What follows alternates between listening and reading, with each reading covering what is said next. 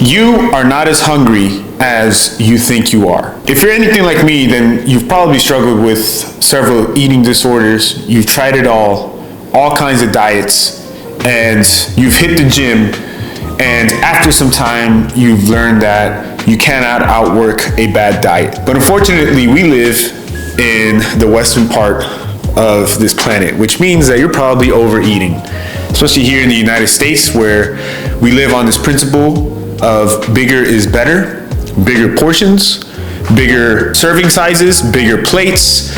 Everything here is bigger. You go to the gas station, you get big gulps.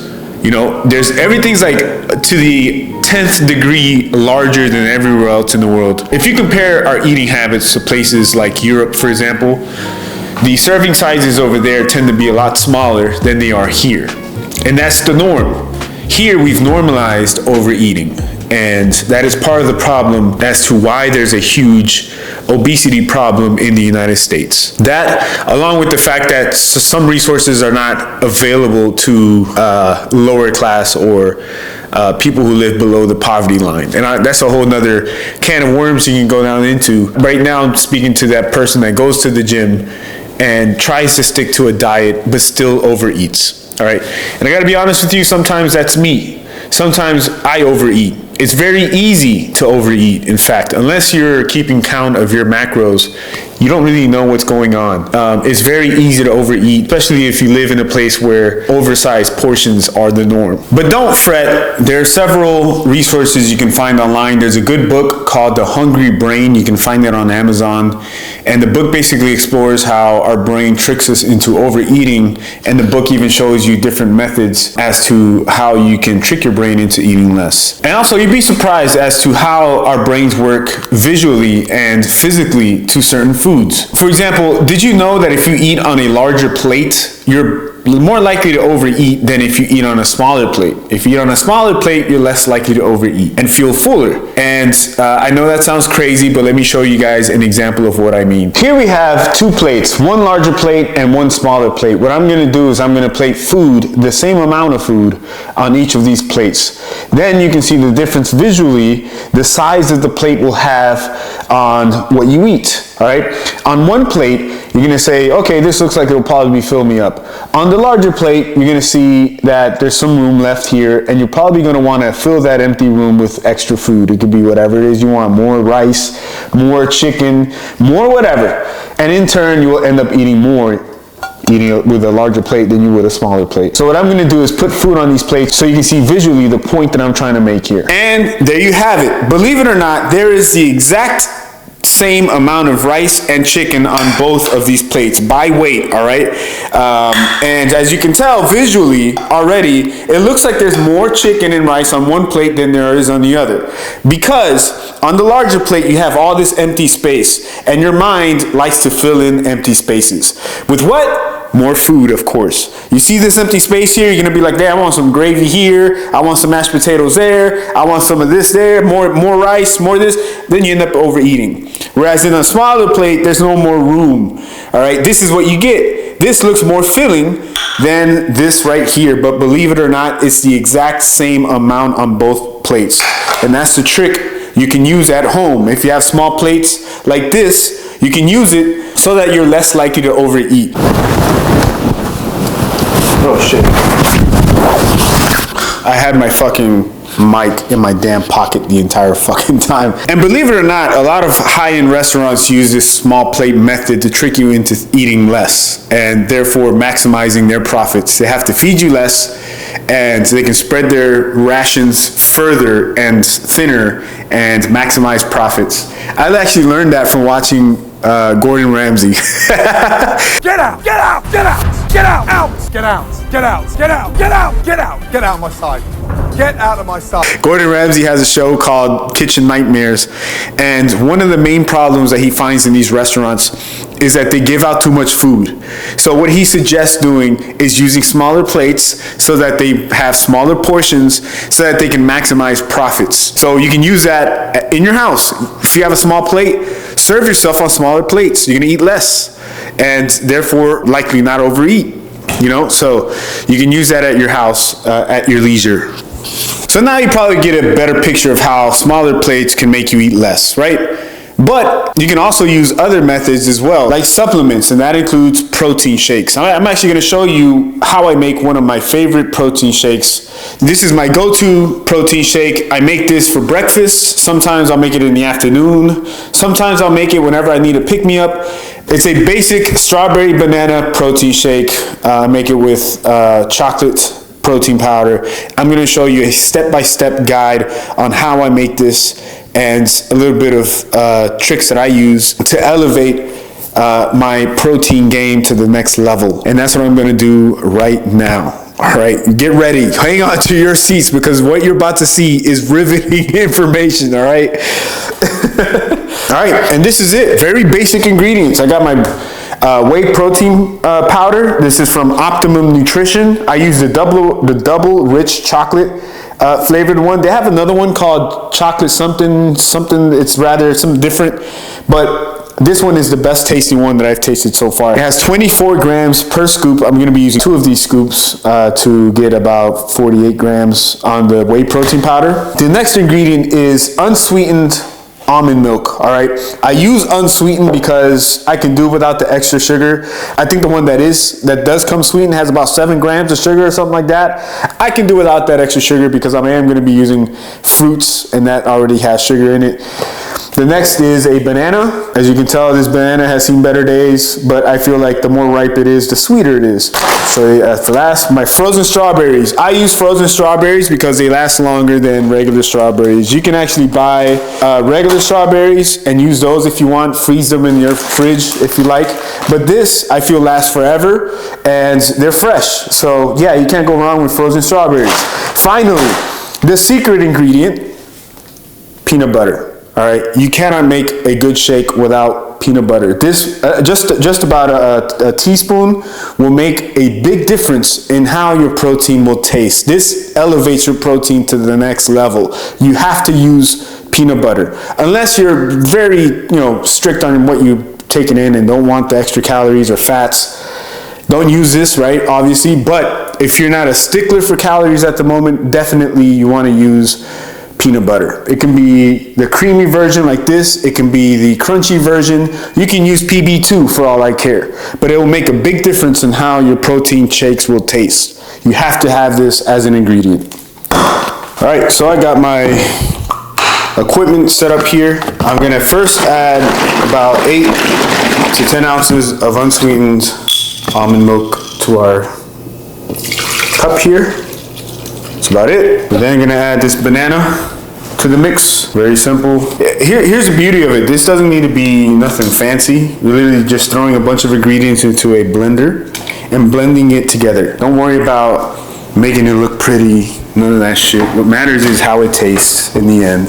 Next up, we're gonna add about a cup of frozen strawberries to the mix. Here you go. And of course, for the star of the show, we're going to be adding about a dollop of peanut butter. Now, you have to be careful with the peanut butter because it's very easy to overdo the peanut butter. And then not only will it be too peanut buttery, if that makes sense, but you don't want that. It's a lot of carbs, a lot of fats that can easily, add up. We got what I call my base down. Now it's time to add the main ingredient. All right, we're gonna be adding 2 scoops of protein powder to the mix. Beautiful. One more. And again, this is about 48 grams of protein in this serving here, so very good. Boom. We're gonna put our lid on here now. Now this part's very quick. There we go. Now all we have to do is put our cup like that, turn on the blender, and here we go. Puta. Done. Voila, we got our protein shaked. All right. Believe it or not, this machine, we've had it for like well over 5, almost 10 years now. We've had this machine since we first moved to Texas. We've had it in Miami, and it's still in use to this very day. Here's the thing, man. A lot of people don't like to spend money, right? But the problem is that good shit costs money.